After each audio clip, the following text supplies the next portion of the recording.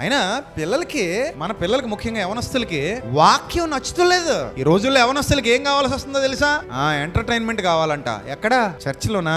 చర్చిలో ఎంటర్టైన్మెంట్ కావాలా? మీకు ఎంటర్టైన్మెంట్ కాదు కావాల్సింది, ఎన్లైట్మెంట్ కావాలి. చర్చిలో ఎగరడం గెంతడం కాదు, గెలవడం కావాలి. మన మీద మనం గెలవడం, అపవాది మీద మనం గెలవడం, వెలగడం కావాలి. మనలో మనం వెలగడం, మనలో ఉన్న చీకటిని బయటికి పారద్రోలడం, శక్తివంతమైన సాధనాలుగా మారాలి. మనం జ్ఞానపు బాణాలుగా తయారవ్వాలి. అది బలవంతుని చేతిలో జ్ఞానంతో నిండుకున్న బాణం కావాలి.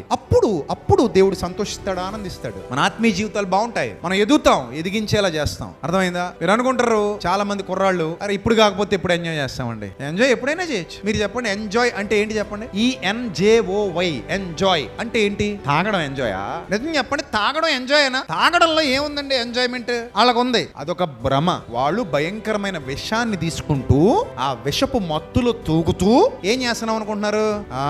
ఎంజాయ్ చేస్తున్నాం లైఫ్ అని అనుకుంటున్నారు. అదేమి ఎంజాయ్ కాదు అది. ఒకసారి నా మాటిని, రాజమండ్రిలో గ్యాస్ట్రో లివర్ కేర్ సెంటర్స్ ఉన్నాయి కదా, అక్కడికి వెళ్ళండి. సరదాగా ఎంజాయ్ చేస్తుంటారు పిల్లలు. ఈ చేతికి సెలైన్ ఎట్టుకుని పొట్టు ఉబ్బిపోయి లివర్ ఎత్తేసి సిరోసిస్ వచ్చేసి బాగా ఎంజాయ్ చేస్తుంటారు. ఒకసారి చూసిరా కూడా సరదాగా. ఈ ఎంజాయ్ చివరికి ఎక్కడ తీసుకెళ్ళింది? అక్కడ తీసుకెళ్ళింది. అరే ఎంజాయ్ చేయడం అంటే అది కాదు. నువ్వు ఆనందించడానికి, సంతోషంగా ఉండడానికి మంచితనం ఇంకా బాగుంటది. యెహోవా ఉత్తమత్వాన్ని రుచి చూడు, ఆ ఉత్తమత్వంలో నడువు, ఆయనతో సహవాసం చెయ్యి. అందుకే బైబిల్ గ్రంథం చాలా స్పష్టంగా చెప్పింది, ప్రభువు నందు ఆనందించండి అని. మరలా చెప్పుదును, నీకు అర్థమై సావదేమో అని సెకండ్ టైం చెప్తాను.